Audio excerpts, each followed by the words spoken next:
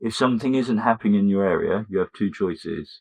You can get upset about it, you can moan to your friends, or you can be the change that you want to see in your environment.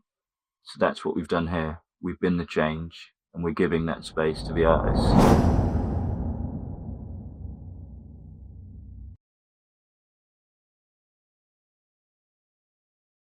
I'm Asuek. I'm from the Raw Wall Collective. I'm the organiser, so I set it up. I'm also a street artist and pop artist from around Dorset, originally from London, but I've come down here and I've started building a community of artists from around the world. We're doing a lot of exhibitions, a lot of pop-up shows at the moment. Ultimately, we're bringing emerging artists out into the forefront of the art community.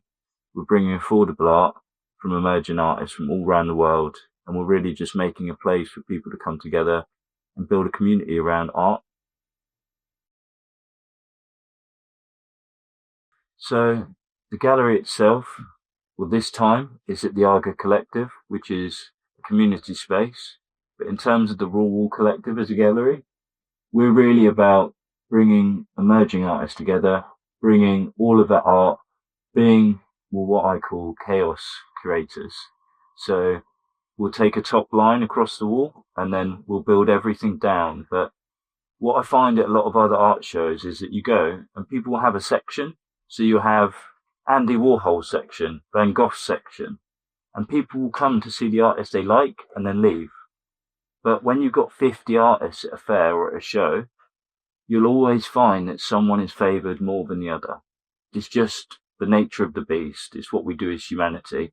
But by doing chaos creation, you give everybody equal footing, no matter of your level of experience or even your level of following or your fan base is completely irrelevant at that point, because everybody has to look at everything to see what they came for, which gives everyone a level playing field. And it means that for these artists that have never displayed or are completely emerging, they're seen against high level artists for the first time at their first shows. And it gives them a level of credibility that they're otherwise just not going to gain. It's just great for both the community. It's great for us as a gallery. And when you speak to the artists, I'm sure they'll say the same. But the colour and the way it just pops off the wall in sequence, you can walk around and around and around. And every time, I promise you see something different. It's amazing. So this time, I've got a few. One of my favourites is My Crying in the Rain. So it's a very emotional piece. To me, I see a lady that's, in a deep set of sadness, basically out in the street in the pouring rain, screaming to the heavens. Other people have said they've seen her in a moment of ecstasy, playing a song or a samba, singing to her heart's content, yelling at the top of her voice. But then otherwise, other artists, I love Matthew Byram's Mosaic. We were talking about it during installation, and it genuinely did take 4 men to lift it, and not myself, 4 strong men. But he hand makes every tile, all of the concrete, even the glazes, and then he builds the mosaic. So this one was around suicide prevention and showing a washerwoman throwing a toaster in the river. But it's incredible to think that that piece isn't just going to be here for a week, a month. When it's installed somewhere publicly, it'll be there for 100 years. And in 100 years, it's going to look exactly like it does now. So it's history in the making, literally there. And otherwise, I've got a couple of others that I really love. But just to keep it brief, my absolute favourite has been the gentleman that does the foot drawing, Craig from CNC Arts, Mr. Seabrooks rather. He's done an amazing self-portrait of himself within a phone. So it's him drawing from behind, staring at his phone, whilst drawing himself with his phone. And it's just the levels of perspective and the drawing itself and the technical ability it took, incredible. So street art to me, it's so many things. It's been an outlet. It saved me on multiple occasions.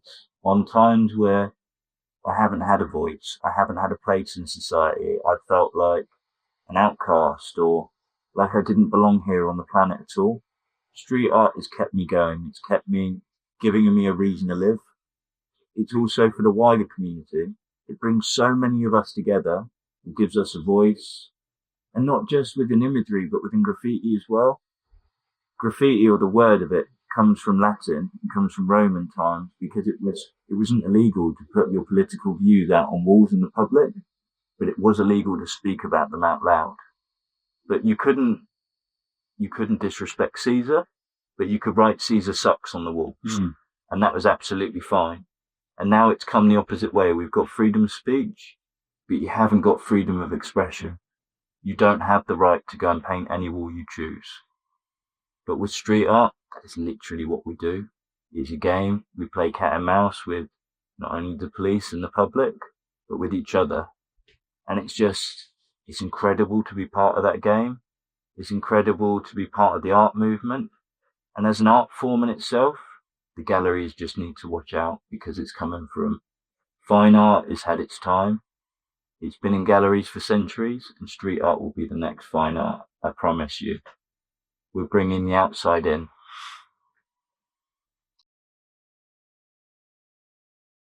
I think street art for Boscombe is incredibly important.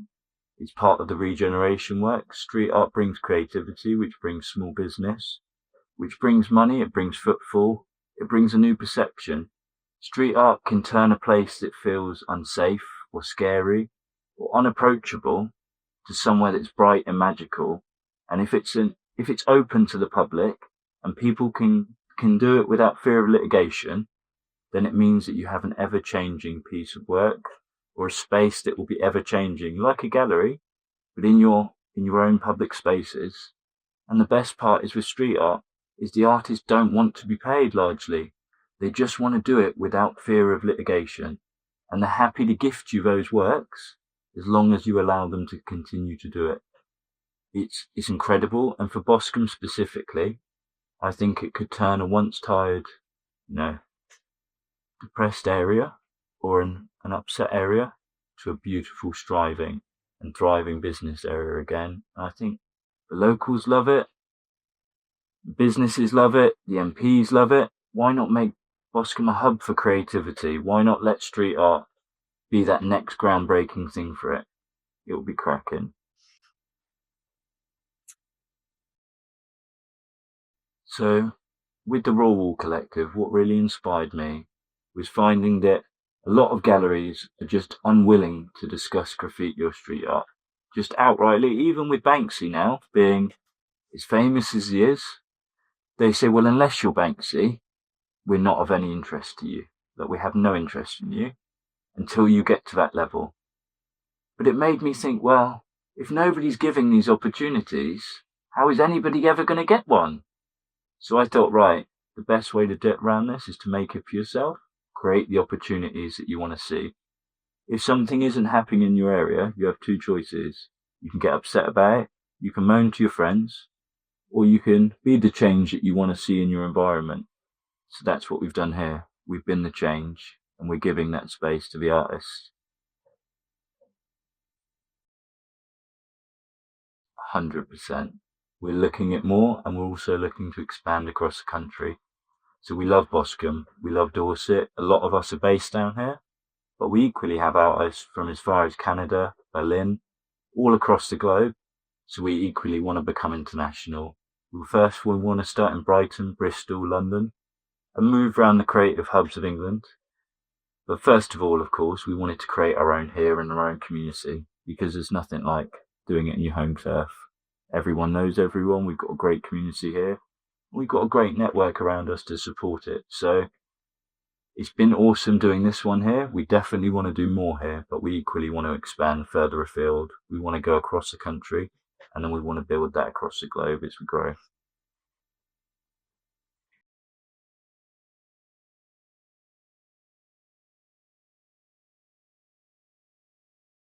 Hi, my name's Isabel.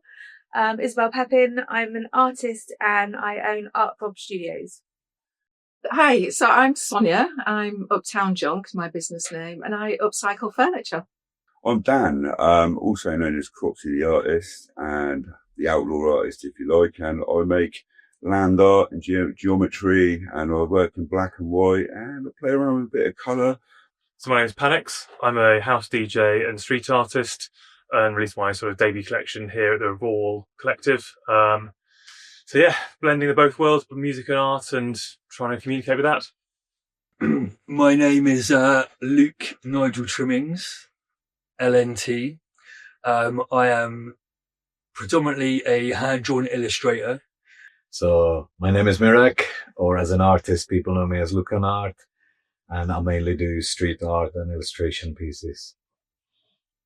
My name's Andy, and I call myself Andy Nil Art. I'm a bit like Ron Seal. I do exactly what it says on the tin. So I'm Tom Hannibal. I'm a mural artist, graffiti writer, and an illustrator, pretty much. And also a brand owner on top of all of that. So my name's George Ryan. I paint and sort of create pieces that are stencil work. So I can do, like, some of them get more intricate with the layers. Some are going up to like 14 layers. Some of them going up to over 20. Basically, yeah, I studied fine art at university. I dropped out, and I now basically create full time. So I'm very happy with what I do and who I am.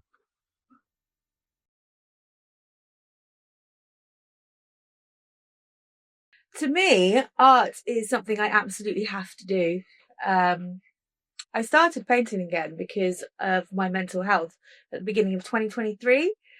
And I just had to have some sort of outlet. And since then, it's sort of taken off a whole new career and direction for me. So for me, art is everything at the moment. It's where I want to take my career, and it's also really good for my mental health. Art is great for the mental health, and street art is life in colour, isn't it? And I find it really inspiring. I started this journey having a really busy job, and I had a cabinet that my dad bought for me. He's now passed away, and I upcycled that, and it's just evolved from there, really. And just to see people's faces when you've done a piece for them, and it's that addition into their home, and it really brings kind of the piece's journey into their journey, and it's now a part of their story, and that's what art is. And I also do workshops, so I'm passing on that creative journey, and where people are stressed and they've got really busy lives, just to take them out of that for 2 hours and to see their faces at the end where they've created something. I don't demand no mobile phones in my workshops at all, but I find that there are no phones, no distractions. And at the end of it, people just feel really chuffed that they've created something when they start the workshop.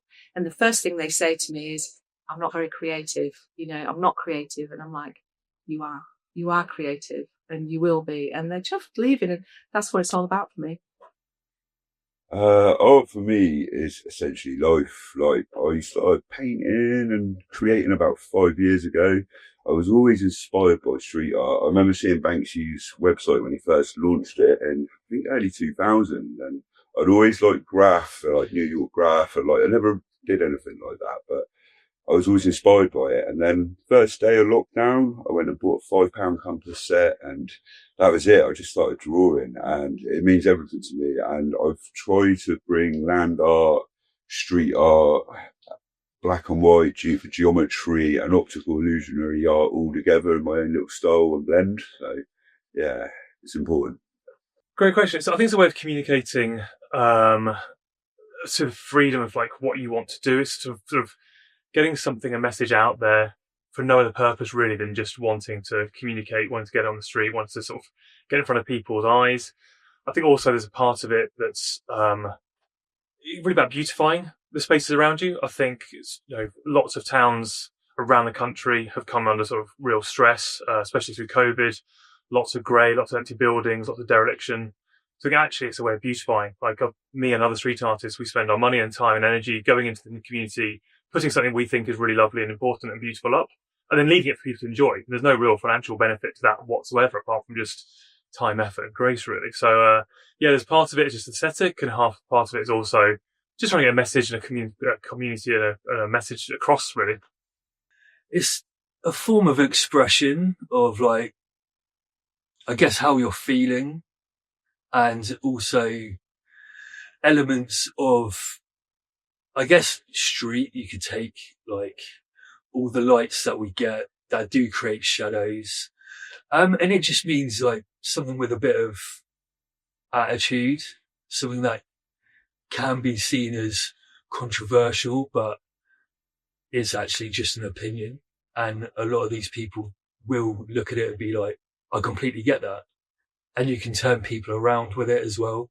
If they don't get the, what's the word? If they don't get the concept straight away, you can win them over with your artwork. And then it's playing with textures like brick, tape, pavement, wood, and all those bits. So for me, I used to be quite political. Not anymore. I think these days I like to be a bit more chill. So I'm using art basically to make people, hopefully, their lives happier. Whether that's through color, whether that's through message. If I'm going political, it's more connected to things like environment. But these days, I just want to celebrate the beauty of things around. Art to me it started for me as a mental health thing, to mindfulness. I was a secondary school teacher and I needed to switch off from work. And I was a workaholic. So I started keeping sketchbooks 10 years ago. And when I'm drawing, I am completely in the zone. Although now I can probably talk to people and sketch. I couldn't when I started. And I'm lucky enough now to have a unit in Swanage. And my message is that art should be a fun activity that anyone should be able to have a go at. And it doesn't matter what happens, what comes out of it. If you enjoy it, it's worthwhile. And also, art should be for everybody. Why do we have these enormous prices and things? And somebody pays thousands for a banana. I sell some art for 50p. So what? It's about making sure people can actually have it, and then they might value it more. So, for me, it's more of like a internal expression of kind of like a stage of my life that kind of brought meaning to everything. Like I've always been an artist, I've always drawn, and it just took that one kind of break and fixation into street art and graffiti, line structure, line depth, to just fall in love with it. And now it is literally my whole life ethos.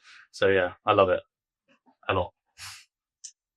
I mean, to me, well, I think art is a way for everyone and anyone to express themselves. I think it is important for people to go out there and be creative, and that's art in general. I think street art is more and more important as we go on, especially in this sort of day and age. I think where the fine art world had gone and big galleries have gone is far removed and kind of a bit stupid. And I think people who are hitting the streets, who are doing stuff and putting stuff out there, whether that is stencil work or painting or tagging, I think it's important for people to see that, it can brighten up an area and it can sort of, change an area and a way an area feels. I think it's important, and it's, what's the word? It's more accessible than the art world for a lot of people going to these big galleries and all that sort of stuff. It's easy, for you to go and see and appreciate a piece. So I think it's important for the community that there are these places, for people to do that.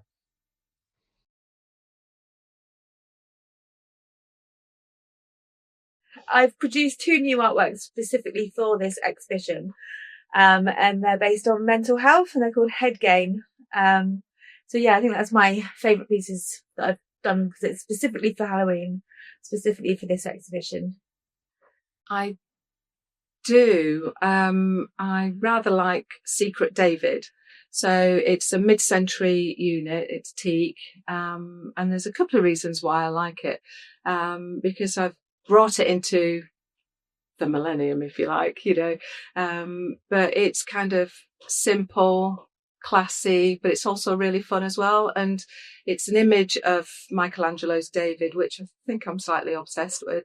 But the image that is on there is one of my own designs. So I won a prize I won a competition with another piece, the steam pump desk that's there. And the prize for that competition was to create a set of 4 decoupage papers for a company. And so I went to Florence last year. I was totally inspired. And I saw David, and I created a set of 4 decoupage papers. And so one of those being Secret David, where he's a little bit cheeky, a little bit naughty, and there's a little bit of a secret if you pull the doors too. There's a bit of fun inside as well. Yeah, I really love the hope stuff. Like, I find words in the Flower of Life grid, and I've got the hope one, and then that inspired me to find the Cropsey, my art name. So the hope one, like, I think hope's dope, and like, you know what I mean? If you got hope, you got something. And yeah, I'm going to plan a whole series around that hope idea. And yeah, so, and it's nice as you're just walking through the door. It's when you look round to the corner, the first thing you see is hope. And I like that, you know. Yeah, so I've got a piece that's sort of, well, I've called it So I Made You a Mixtape. And it's just a stencil of a cassette, really, an old school cassette with mixtape on it. And I really did that because, you know, growing up with music, that's the way you communicated love and affection and friendship to people. You know, you received them and you made them, and spent a lot of time and effort on the radios, you know, playing press and record and finding a song that really meant something to you. So I kind of really have that nostalgia, especially in today's modern society with music, where it kind of is lots of random playlists. People hit sort of things and sort of skip through, and Spotify, you know, you hear a million songs in a moment. I think that sort of idea of having a mixtape, especially one that brings you on a journey where you actually design the track one after the other to try and say something to the person you want to sort of convey friendship or love and emotion to. I think that's sort of what I've got out of there, and I'm kind of making that, you know, challenging technically to get it up with sort of straight lines and very fine detail, but also just that nostalgia of like growing up in that age and giving that to people. I think that's one of my pieces that has got a trigger of, you know, emotion behind it and communication about what it means, rather than just the other ones I've got, which are more sort of still life almost of sort of spray cans and headphones. So that one I've really enjoyed doing, and I think has resonated more with other people. At the moment, my latest one is called Digital Heartbeat, and I've got a frame selling downstairs, and it's of some robotic hands coming down from the top with like wires coming out of the fingers, and then those wires are going into people's houses, and it's called Digital Heartbeat. Basically, these people are doing normal things, or there's another one of a guy on his bed just on his phone like that, and they all sort of go into the house, and it's like they're being plugged in from the digital heartbeat which is above them. That was my last commission. And yeah, I'm really proud of it. I'm proud of all my work, basically, some that date back to like 2007, which I've got here. But that one was my latest commission. And yeah, it's almost like a step up. So I used quite a bit of colour, but knew when to stop with the colour as well. So yeah, Digital Heartbeat. I've got prints for sale as well. I mean, I just finished those couple of skeleton surfboards. I really like those. And when I say skeleton, we're talking nature. One is of a blue whale, and the other one is of the Ichthyosaurus. So again, connected to prehistory, and I do loads of fossil hunting. So I think those are probably my favorites on this show. Within the gallery, there's a canvas which is a record of a local art trail I did in Swanage. So the local council did a disability audit, and some of the visually impaired people in Swanage said, we can't see grey concrete blocks sitting on grey pavements. So somebody from Dorset Coast Forum came up with the idea, let's do an art trail. That was summer 2023. So October 2023, having been accepted, I drew 13.5 metres of aluminium panels in 3.5 weeks by hand doing markers. That was a bit of a shock to the system. Got halfway through and thought, let's work a few more days a week, get it done. 6 days after my panels went up, 2 concrete blocks weighing 2.5 tons with my art on were knocked over by a wave, pushed about a third of the way across the road on gravel and pebbles that scratched the bilio, which involved ringing the council saying, you might want to push these blocks back. We've got a high tide in 3 hours. And I got loads of publicity from the storm damage. I've been paid, it's the best paid project I've ever done in terms of actual sum. I got lots of art materials out of it. But my background is geography teaching, so I love anything about coastal management. And I've done open classrooms for 2 years, going around with school groups. I've done art tours along it, telling people about the different artists, how they did it, what their theme was. And it's just part of this ongoing conversation along this coast about the whole idea about coastal management. And out of this, I've done another project. I've got another possible project coming up. So I'm getting to use my geography again, which when I came out of teaching, because I retired from that because of mental health, I'm now actually using my other subjects expertise as well. So for me, that just sums up what my art's about. And it was just such a fantastic thing to do something that large. I mean, usually my biggest thing is 80 centimetres wide. 13.5 metres was just a different, and it's on its third winter on the seafront. So, and I just happened to put a panel in that said the name of my shop in the middle of my work. So very helpful. My own favourite piece within the gallery, displayed now, is probably the activewear jacket V1 print, which is like an experiment for my brand, where I'm going to be creating everything as an archive pretty much. So I changed my name from Watcher Designs to Watcher Archives to generate like historical events throughout the brand. So the activewear V1 print is pretty much my favourite photo from my first photo shoot I directed and shot myself. And then, yeah, I just drew it because I was obsessed with the photo. I thought the composition, the colouring, everything just looked nice. So drew it as an experiment and it's gone well. It's got a lot of traction, so it's good. My favourite piece of my artwork in this gallery. I think all my pieces have like little sort of bits of my heart or energy in them. So that, I've never thought of that question before. My favourite piece. I think the one that I'm most happy about here is, I'd probably say it's my Kingfisher stencil, because that took a lot of work, because it's the stencil here that has the most amount of layers, and took a lot of time about with trying to get all the colours to align and all the shades and the highlights and the backgrounds and the tones to align properly. But eventually it got there, and that is what's out there on the wall. Yeah, we're open to new people joining. This week alone, we've had another 15, 20 people asked to join across the exhibition, but we're always looking for new artists. And we're not just a collective, we're a group of friends. I would go as far as saying we're a family of artists. We're your new art family. Come and join in.